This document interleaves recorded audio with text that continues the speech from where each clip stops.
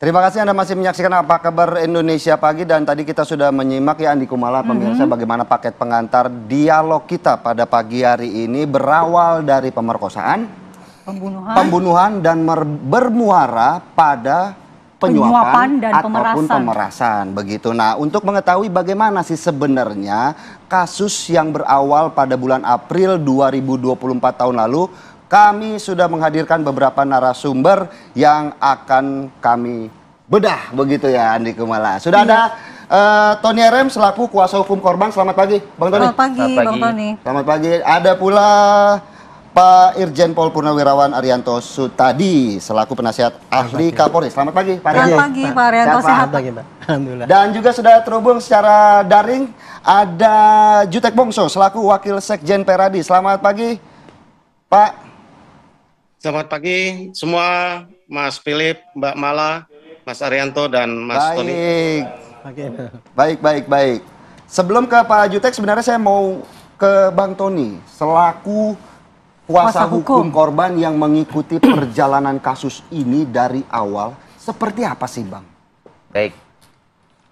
Jadi pada tanggal 23 April 2024, klien saya Pak Radiman, ayah dari FA, korban yang meninggal dunia, itu dihubungi oleh orang yang mengaku dari polisi Polres Metro Jakarta Selatan agar datang ke Polres Metro Jakarta Selatan.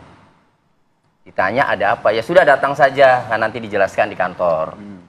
Setelah datang, kemudian dijelaskanlah bahwa anak bapak telah meninggal dunia. Langsung dia shock. Lalu kenapa dijelaskan? Menurut keterangan klien saya, dijelaskannya itu saat itu dicekoki, ini meninggal ini karena dicekoki narkoba. Oke. Nah, pelakunya sudah diamankan.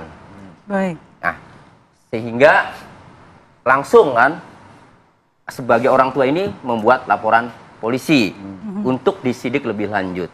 Diamankan kan belum tentu tersangka kan. Berarti pada saat itu sudah ada laporan polisi dari ayah korban? Sudah. Tanggal 23 April 2024. Nomor laporan polisinya 1181 ya. Polres Metro Jakarta Selatan tanggal 23 April 2024. Setelah laporan polisi diperiksa seperlunya oleh penyidik, kemudian diotopsi besoknya setelah persetujuan dari ayahnya.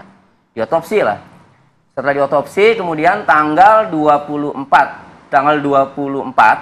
itu langsung diotopsi, kemudian dipulangkan dan dimakamkan. Sejak dimakamkan, itu selalu ada hadir ya, pengacara tersangka. Datang ke rumah klien saya di Angke Tambora. Siapa pengacaranya? Pengacaranya itu ya, kalau yang pertama saya belum tahu, kalau yang keduanya itu Andri ya, kebetulan saya yang menghadapi. Karena kalau yang pertama ini belum sempat cari pengacara klien saya ini kan. Nah, jadi yang pertama didatangi, saya belum tahu namanya siapa, ada berapa orang, tapi di situ sudah memberikan uang. Yang datang hanya Andri. Dari keluarga pelaku tidak ada yang ikut Tidak datang? ada. Ya, tidak ada, tapi ngakunya pengacaranya kan. Nah, kemudian ngasih uang duka lah, ngasih uang duka. Klien saya ini kan orang ekonominya tidak mampu Pak. Namanya orang dikasih, pikirannya juga polos, ya diterima saja uang itu. Antara total 20 sampai 30 juta lah untuk biaya tahlil. Awalnya? Iya. Hanya sebesar itu? Iya. Oke. Nah, setelah itu ujung-ujungnya itu minta cabut laporan Pak. Kapan minta cabut laporannya Pak? Ya setelah memberikan uang 20-30 itu. Pada saat itu? Pada saat menyerahkan uang duka? Itu datang lagi. Berarti kedatangan yang ketiga ini? Kedatangan yang ketiga ya? Ya. Datang lagi, ya, minta cabut laporan. Nah, damai lah, ingin damai. Nanti dikasih lagi, kan gitu. Baik. Nah, sejak itu kebingungan. Bapak ini, klien saya ini. Kenapa? Karena satu, ini pembunuhan kan. Terus yang kemudian yang kedua, ini apakah saya boleh damai, kan? Sementara ini pembunuhan. Nah terus apakah saya boleh meminta nanti takut pemerasan, itu pikiran orang awam kan. Ya. Nah, akhirnya dia ceritalah kepada saudaranya, seorang wartawan. Nah, kemudian wartawan itu menghubungi saya. Akhirnya ketemulah pada tanggal 27 April. Langsung karena dia lewat telepon itu kebingungan harus ketemu kan. Ya sudah, oke, saya bantu kan. Ketemu. Setelah ketemu, saya tanya, dia memaksa nggak, saya bilang. Ya keluarga ini. Enggak sih Pak, cuma kan datang terus, saya bingung, saya nggak ngerti hukum. Tapi yang datang terus masih pengacara ya, bukan Masih, keluarga. ya. Menurut dia kan pengacara, cuma kan tidak pernah mungkin meminta mana surat kuasanya, nggak paham ya. Tapi kan ada informasi bahwa ada perwakilan dari pihak keluarga pelaku juga yang kemudian datang, terutama istri korban juga, istri pelaku juga datang. Oh, itu sama saya nanti selanjutnya. Oke. Belum. Nah, kemudian saya tanya, maunya apa pakai saya? Saya itu bingung Pak, kalau saya tolak ya perdamaian itu, saya harus mengembalikan uang yang dia berikan. Berapa sih yang dia berikan sebelumnya? Saya bilang, ya antara 20 juta waktu itu ya, pertama-tama sih. Nah, kemudian ya sih nggak apa-apa, ini kan dia ikhlas kan, saya bilang. Apakah dia menekan? Enggak sih Pak, cuma kan datang terus. Udah pokoknya nanti kalau lanjut itu akan ribet dan seterusnya lah. Nah, dia awam. Udah gini aja, saya bilang. Nah, ini kasus lanjut. Ya, karena ini pembunuhan, nggak bisa. Ya, coba aja, ikuti aja prosesnya. Nah, kemudian dia berpikir lagi sebentar itu sama istrinya itu memutuskan, Pak, bagaimana kalau diterima saja. Saya ini nggak bisa, Pak, memaksa klien terus kan. Ya, sehingga apapun yang diinginkan, saya ambil yang terbaik.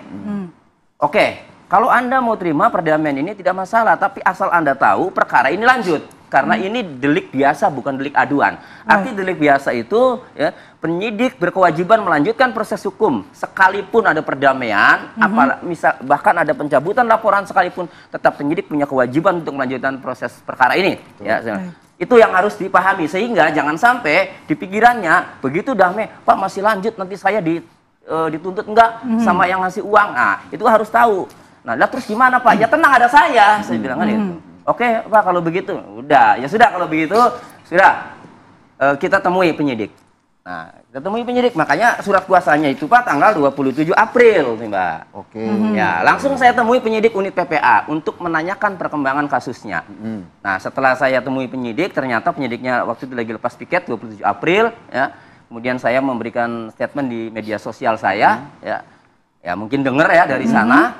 Nah, kemudian besoknya pengacara tersangka Evelyn itu menghubungi saya, Pak. Setelah menghubungi, mengajak ketemu. Ketemulah, Pak, ya, di restoran Padang samping Polres Metro Jakarta Selatan. Dengan unit PPA. Apa? Dengan unit yang PPA, bukan. Ini. Itu Evelyn itu pengacara. Oh, Evelyn, bertemu dengan Evelyn, baik. Nah, kemudian ketemu di sana, langsung cepat-cepat. Proses itu negosiasi, ya. Karena udah memutuskan nih suami istri nih, udah mau terima. Dan saya sudah punya safety meskipun diterima perdamaian ini perkara lanjut kan. Nah, setelah ketemu ya, itu Evelyn datang bersama timnya banyak ya. Kemudian ada satu perempuan yang mengaku istrinya. Di dalam permohonan sampai menangis istrinya Arif Nugroho itu kan, ya, Arif tersangka ini. Dia mengatakan bahwa suaminya ini pekerja biasa di bengkel, sehingga memohon agar seringan-ringannya damai itu.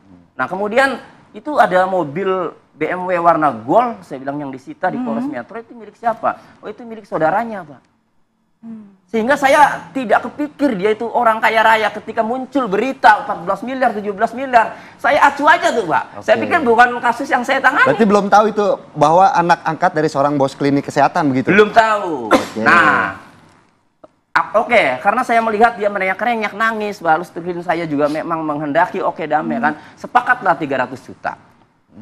Nah, kemudian dia yang sudah menyiapkan surat perdamaian, ya. Bisa dikasih lihat mungkin surat perdamaiannya juga, pemirsa juga penasaran bagaimana mungkin. ini adalah surat yang kemudian ditandatangani dari kedua belah pihak setelah menerima uang 300 santun juta. 300 juta. Begitu ya.